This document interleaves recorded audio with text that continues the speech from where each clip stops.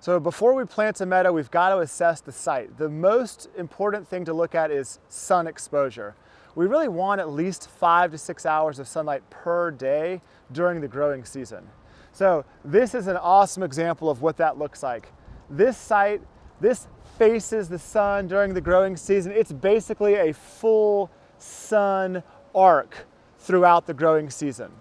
We really only care about the growing season because that's when our plants are growing. We don't really worry too much about the dormant season.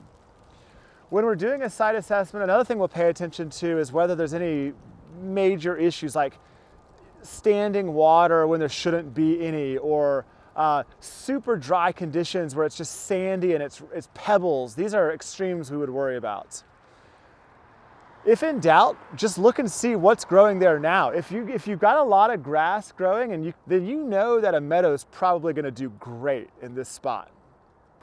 After you do your basic site evaluation, you make sure the sun's right, you make sure there's nothing crazy going on, and you make sure that at least something has been growing. The next step is we've got to kill everything. I'm going to just show you real quick on this particular site that we're working on today. Everything is dead. There wasn't much to begin with. We had a lot of leaf cover, but here you can see all this vegetation is dead. There wasn't a ton of it to begin with. This is a really great place to put seed down. We got lots of exposed soil, lots of places for those little seeds to land, and that's what we're going to do next. We're going to start mixing seed and doing measurements. So before we actually put seeds in the ground, we've got to think about when we want to sow seeds. You pretty much can plant any time of the year. You can plant meadows any season you prefer. I prefer dormant season for a variety of reasons. The biggest being it gives the seeds a chance to get into the soil, make good contact, potentially stratify if necessary. There's a lot of good reasons why I like dormant season. So we've done our site assessment, we've killed all the vegetation, and now we've got to do some measuring. So what I like to do is I recommend dividing your site into 1,000 square foot increments. This makes things manageable, and you'll understand more in just a second. But here you can see we've done exactly that. So we've got this lower line of flags that represents sort of the bottom of the property. And then if you kind of scoot here, you'll see there's another line here. And we've basically got 1,000 square feet at the bottom and 1,000 square feet at the top. So on this site, we have two 1,000 square foot rectangles. So once you have your 1,000 square feet boxes marked out, I like to work 50 pounds of kitty litter at a time. We use this because we need to get our seed across a great distance. You can imagine trying to spread this across 1,000 square feet would be extremely challenging. So we use the kitty litter as what's called a filler. It just helps us get the seed better distributed more thoroughly. What I'll be doing is per 1,000 square feet, I'll be using 50 pounds of litter.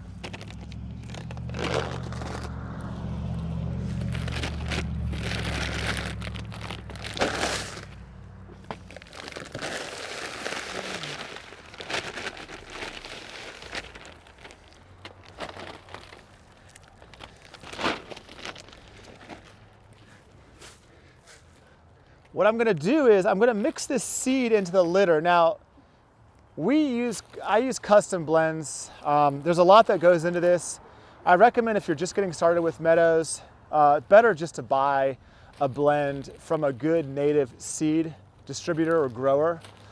They will have instructions on their seeds for how much you should use per acre or per increment, whatever that might be. You will need to translate that down to 1,000 square feet. So if they give you say 11 pounds per acre, well, an acre is about 44,000 square feet. So you divide by 44, figure out what 11 divided by 44 is. That's the minimum that you need. But then I recommend at least doubling the seed just to allow for bird predation, erosion, that kind of stuff. Do yourself the favor of making it easy, buy some premixed native seed, and then figure out how much you need for 1,000 square feet. Once you've got that, We're gonna mix that right in here. And the key here is to be thorough in your mixing. So really take your time here and get a good mix. And let me say that native seeds are often very, very tiny. It's another reason why the filler can make a really big difference. All right, so here we go.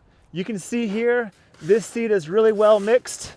There's no pockets lurking about anywhere. I feel very good about this. And if you want to just, I'll show there isn't much in there. I mean, it's adequate, but this is why the filler is so important. It takes the seed and really allows us to spread it across a great distance. All right, now, when we're spreading seed, we're gonna make a cross hatch. So first we spread seed in one direction, just say east-west, and then we're gonna spread seed in a second direction, north-south. And the idea here is we're trying to get a very thorough and even distribution of seed on the plot. So to that end, I recommend 2 buckets, or 1, but split 2 ways, 2 buckets in this case.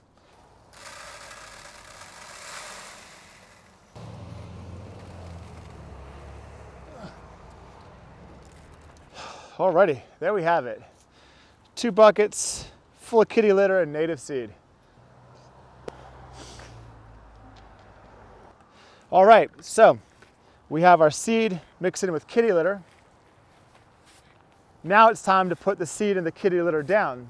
So the first thing I'll be doing is I'll be making passes this way and that way. I'll do that with this bucket.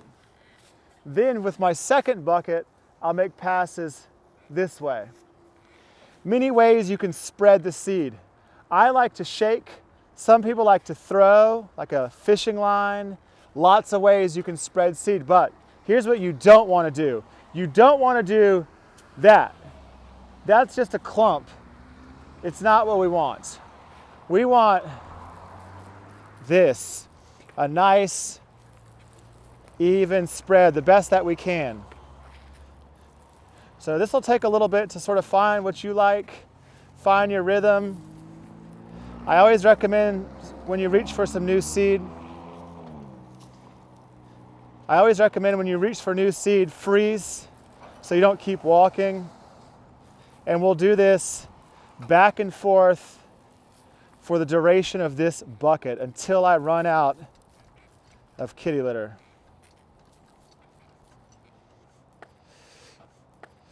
Okay, so I used the whole bucket, went forward and back and forward and back, finished the whole bucket. Now I've got my second bucket of seed, and with this one I'm gonna make the perpendicular direction. So, same idea here, trying to get a nice, thorough spread. You wanna get the bucket to make it the whole way, so be conservative.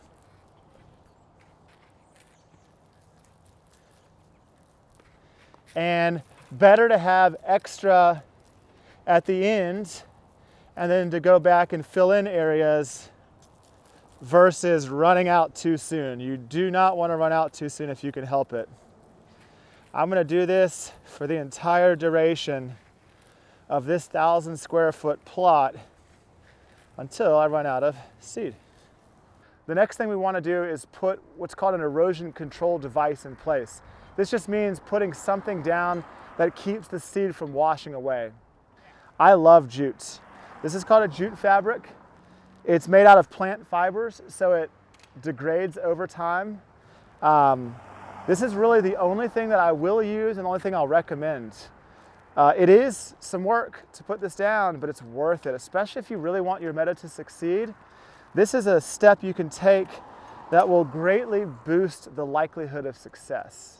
So if you decide to work with jute, really all you need is a hammer and these things called jute pins. They're also called sod staples. You can get all this stuff, jute sod staples at the big box stores, the Lowe's, the Home Depot. You can get them online, but this is what they look like. And all you do is you roll out your jute And then you pin it in place.